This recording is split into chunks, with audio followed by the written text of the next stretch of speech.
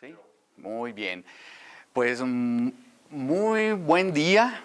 Tengan todos ustedes que nos ven pues en la plataforma, nuestros grandes amigos de Cartas sobre la Mesa, y de nuevo con el gran maestro, traductor, intérprete, historiador, y bueno, yo lo quiero presentar así y me estoy quedando corto porque políglota, pero la vez pasada también lo dije y lo vamos a reiterar, lo mejor de lo mejor, un gran amigo. ¿Verdad? Sí, sí. Muchas gracias. Nos viene a completar una información que va a caer, pues como suelen decir, como anillo al dedo, ya que estuvimos hablando un poco de Fray Antonio Alcalde y él vino a generar este puente. A ver, ¿en dónde estamos? Estamos en el Puente de las Damas, que antiguamente era el camino del pueblo de Mexicalcingo a Guadalajara. Exacto. Que el Mexicalcingo, ahora Mexicalcingo, era originalmente un pueblo que se fundó también en el siglo XVI, al igual que Guadalajara y al igual que Analco. Entonces, desde ese entonces aquí estamos.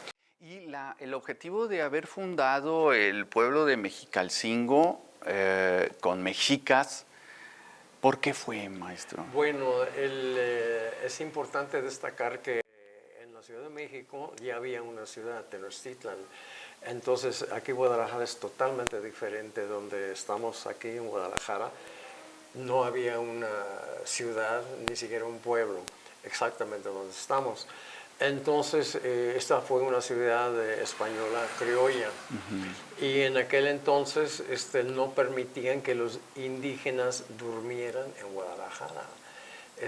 No podían dormir en Guadalajara. Ellos venían a trabajar todos los días y luego se iban en la noche.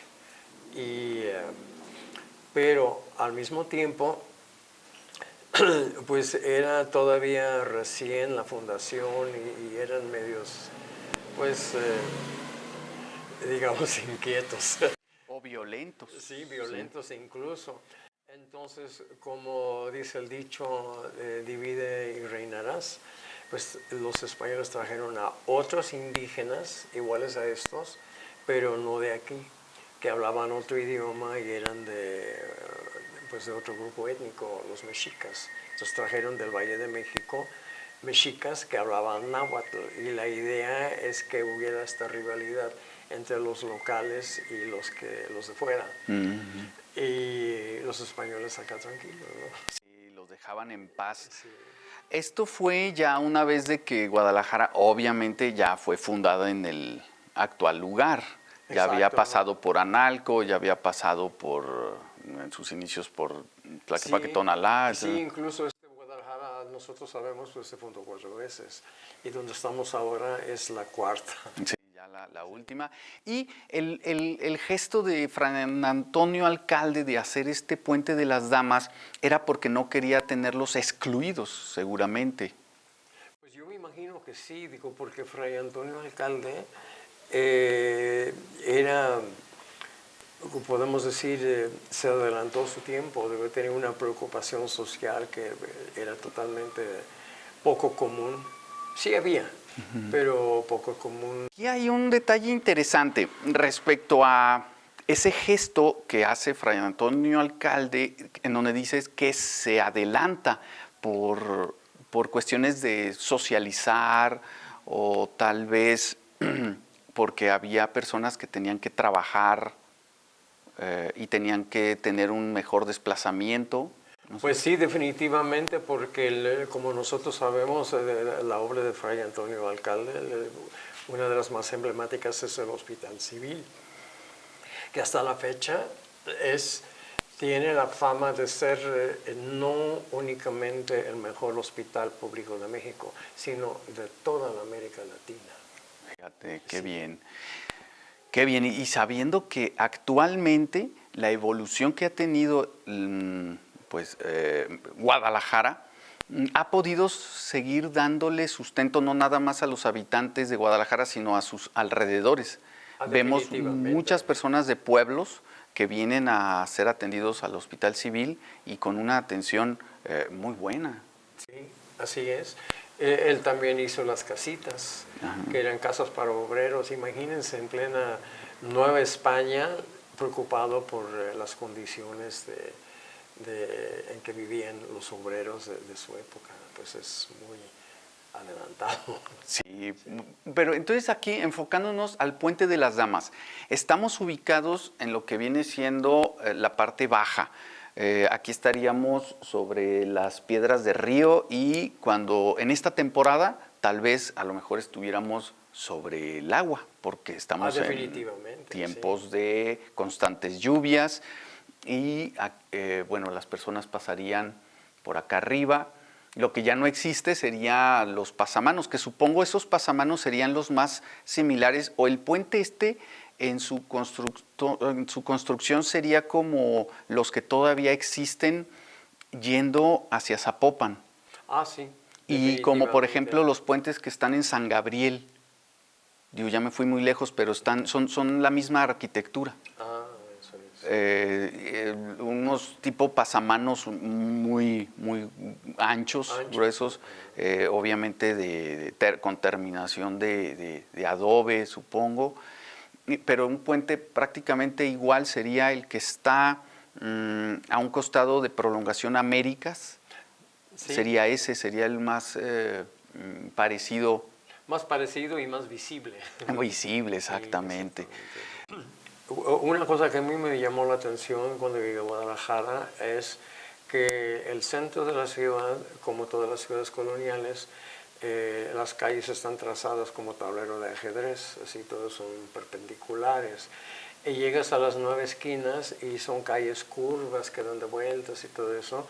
Y hay una calle aquí en las 9 esquinas que se llama Río Hondo, ¿verdad? Entonces pues evoca pues más bien la época de este puente, ¿verdad? En donde pues no era un arroyo, eran muchos, y el Río Hondo pues debió de haber sido el arroyo más grande por ese lado, y aquí pues también había uno más importante.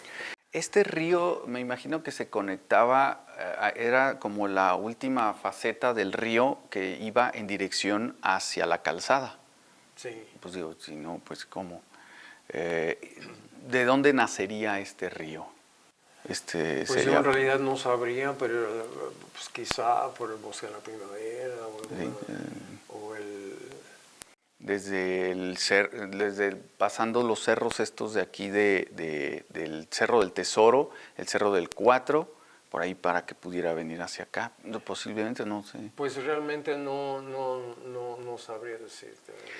Ahí ya estamos en preguntas un poco extrañas, ya ni que fuéramos expertos en hidrología aquí. Pero aquí las personas dicen que lo construyeron también por iniciativa de unas damas. Esas damas, ¿qué se puede saber respecto a ellas? Me imagino que podrían ser de estas señoras tipo las purépechas. Sé que no eran purépechas, pero el comportamiento de las señoras purépechas que tenían en ese tiempo la fama de ser señoronas con mucho carácter, mucho poder, y que venían de la Ciudad de México hacia Michoacán a ver si podían con una de estas purépechas. Es más, de hecho, la palabra purépecha, algo de esto tiene de significado, ¿no? Una señora... Pues mira, yo la verdad veo que la palabra purépecha se usa mucho más ahora que antes, porque antes decían tarascos. Pero la palabra tarasco pues es en realidad no sé a qué se refiera, pero no es el nombre propio del pueblo, purépecha, pero ya el origen del purépecha pues no... Creo es un piropo, pero para eso vamos a poner a los que ven cartas sobre la mesa a que nos digan. La semana antepasada teníamos una consigna de que contestaran unas preguntas y podían llegar a una librería y podían escoger cualquier libro gratis, el que ellos quisieran, desde entrar a la librería. Y conste, se los voy a decir, hay libros allí de un poco más de 3,000 pesos. Entonces, hay libros muy económicos, pero mm, pasó el reto, pero nadie pasó a reclamar el premio. Entonces dije, bueno, ya la semana pasada hicimos un nuevo reto en donde el premio va a ser café. Y ahora, bueno, ya está la carta sobre la mesa, la pregunta, entonces, pues para que participen. ¿Sí? ¿Qué quiere decir purépecha? Bien, vamos a una pausa.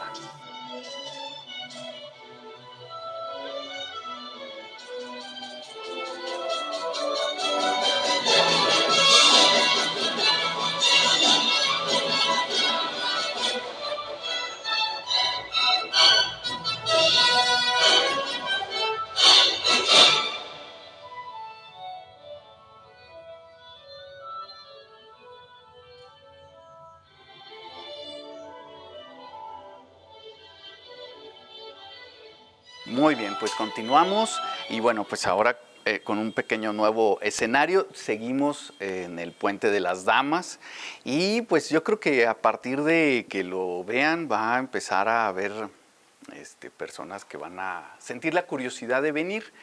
Ya les daremos al final también los horarios para que puedan ingresar al Puente de las Damas, que ahora sí hay un acceso libre, porque anteriormente yo luché mucho por entrar, pero no había ni una comisión que permitiera, no estaba remozado.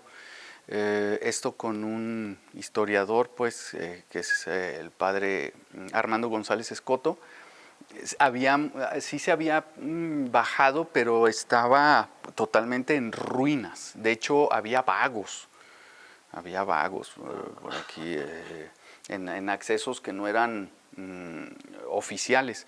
Pero bien, nos vas a comentar también de la música que viene y van a poder tener acceso a ella a partir de este programa. Háblanos de esta música maravillosa. Bueno, la música es un tema amplísimo, pero nosotros vamos a hablar de música mexicana. Y cuando se piensa en música mexicana, pues inmediatamente piensa uno en cosas tan emblemáticas como el son de la negra o de Veracruz el tilingolingo, o, en fin, música popular, folclórica, ¿no? Y a veces, bueno, esa gama pues es muy amplia, pues también hay rock mexicano, hay baladas mexicanas, hay un poco de todo, pero también hay música clásica mexicana y eso es, creo, un poco menos conocida, ¿verdad?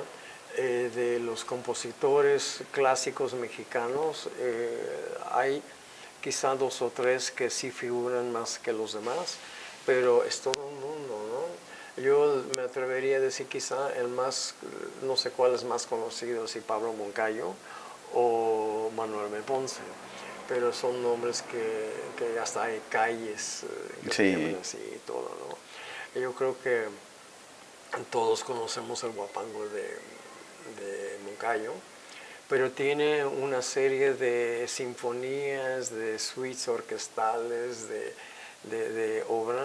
Hay una que a mí en lo particular me gusta muchísimo, se llama Tierra de Temporal. Y en esta obra es una imagen musical del amanecer en el Valle de México, Valle de Anáhuac. Y entonces lo estás oyendo y sí te medio imaginas eso y de repente se oye una música así de muy orquestal, pero luego sientes que es mexicano, ¿no? Te dice algo, ¿no? Te Porque identificas con eso. me decías que el ritmo sí tenía como con ánimo casi de bailar. Sí, pues es una parte muy animosa en esa obra, ¿no? En Manuel M. Ponce tenemos una famosísima balada mexicana que es considerada una de las obras, de las primeras obras de música clásica mexicana. Y desde que empieza es para piano, ¿verdad? Y así por el estilo. Y también tenemos, ahora ha adquirido mucha fama Arturo Márquez, entre otras cosas, él es originario de Sonora, de Álamo, Sonora, un lugar colonial, un poco como esto, muy excepcional en Sonora. Y escribió una serie de danzones, pero danzones es música orquestal, pero inspirado en danzón con ritmo de cadenciosos y todo, y de muy llamativo, ¿no? Muy bonito, muy agradable. Y ellos son de finales del siglo XIX. Bueno, Arturo Márquez ya es contemporáneo, Ya pero Manuel B. Ponce es de finales del siglo XIX y Moncayo también ya es de este siglo. De ahí tocamos un punto muy interesante, que nosotros somos un país mestizo y tenemos dos raíces, y tenemos la raíz indígena que se conoce pero no en su profundidad, y tenemos la raíz española, pero nosotros no somos ni indígenas ni españoles, o sea, somos la fusión de los dos. Entonces tenemos muchas cosas de los dos, y entonces en la cultura mexicana, pues vamos a ver que a partir del siglo XVI, pues es un reflejo de España, con la presencia indígena. Todas las ciudades coloniales son como las ciudades españolas, con la plaza central, plaza de armas, la catedral o parroquia mayor, y el palacio del gobernador o de la presidencia municipal, y así. Y las casas con balcones y con patios interiores, así típico, ¿no? Y es hasta la Revolución Mexicana en donde hay una ruptura con eso, y el mexicano empieza a desenvolverse. La pintura mexicana antes de la Revolución pues era como en Europa. Y en cambio con la Revolución nace el muralismo mexicano, por ejemplo, que es conocido en el mundo entero. Y pues es un ejemplo. Ahora en la música tenemos los que hemos mencionado, pero hay muchos más. Hay Carlos Chávez, que mete muchos elementos indígenas en música sinfónica, ¿verdad? Y fue fue todo un personaje emblemático en su época. Y pues en fin, no quiero presentar una lista larga interminable de personajes, pero pues estamos descubriendo aspectos de nuestra cultura que tenemos que conocer más. ¿Había otros autores anteriores a ellos Sí, definitivamente que representaban música de aquí, aunque tal vez no eran mexicanos, pero representaban la música de aquí, o tal vez ya nacidos aquí? El que me decías que tiene una ópera. Ajá, sí. Nemesio González perdón, Nemesio Morales. Nemesio Morales es de mediados del siglo XIX, ¿verdad? O ya es el México independiente. Y aún antes de eso, es interesante que la primera escuela de música en México lo fundó Fray Pedro de Gante en el siglo XVI. Y los primeros compositores pues eran españoles que llegaban, ¿verdad?, a la Nueva España. Pero es en el siglo XVII donde ya empiezan a aparecer compositores mexicanos, como Sumaya, por ejemplo. Y desgraciadamente la mayor parte de sus obras se ha perdido, pero hay algunas obras que sí tenemos y están grabadas, y nos va a dar mucho gusto presentarlas, ¿no? Sí, en el programa vamos a tener acceso a estas melodías para que las conozcamos. ¿Quiénes más? ¿Hay más autores de esa época, de Montayo? Moncayo. Moncayo, ¿no? Sí, pues sí, Moncayo pues es del siglo XX, pues tenemos Silvestre Revueltas, tenemos Luis Sandy, tenemos Revueltas es tal vez el de los más conocidos o más populares. Sí, porque él escribió algunas obras para el cine, entre otras La Noche de los Mayas, que fue una gran película y es una gran obra musical también. Sé que tienes tu favorita de entre todas estas obras. ¿Cuál es? Es una que de hecho es un inicio, no sé si era un adagio, sé que tienes tu preferida. ¿Cuál es? Bueno, es difícil decir, pero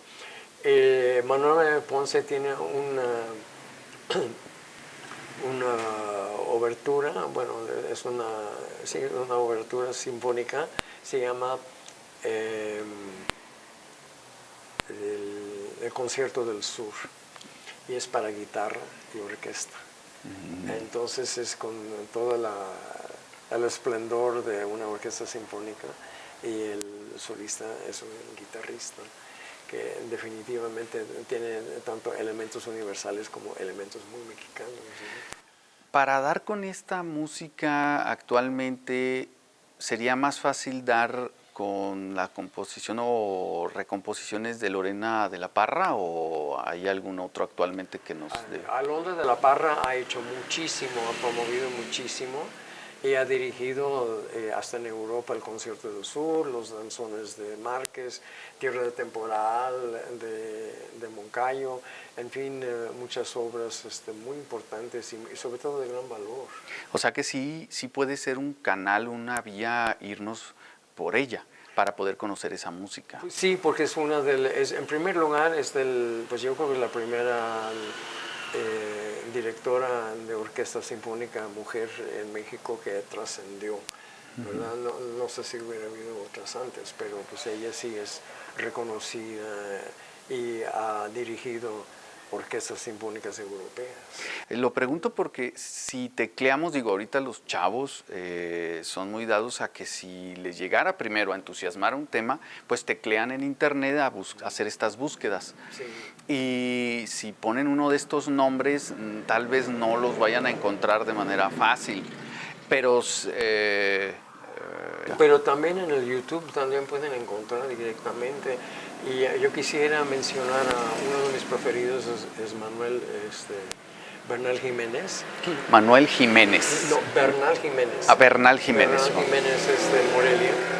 Y tiene muchas obras, uno se llama Antigua Valladolid, ¿verdad? Entonces el concierto virreinal y así, pero su obra más emblemática es muy conocida y a mí me trae muchos recuerdos, se llama Concertino, porque es la rúbrica de Radio UNAM, y cuando yo era estudiante, estudié en la UNAM, y me levantaba temprano y prendía la radio y apenas estaban iniciando las transmisiones, y era con Concertino de Bernal Jiménez.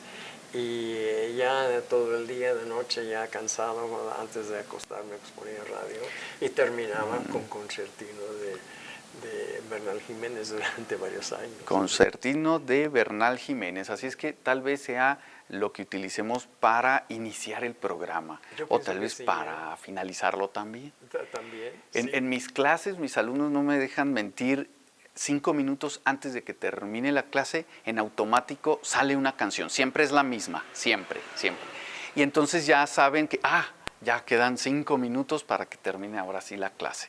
Entonces, solo entonces puede haber permisos para algo diferente que no sea la clase. Entonces, en este momento me acordó, vamos a estar utilizando estas melodías para pintar los programas estos.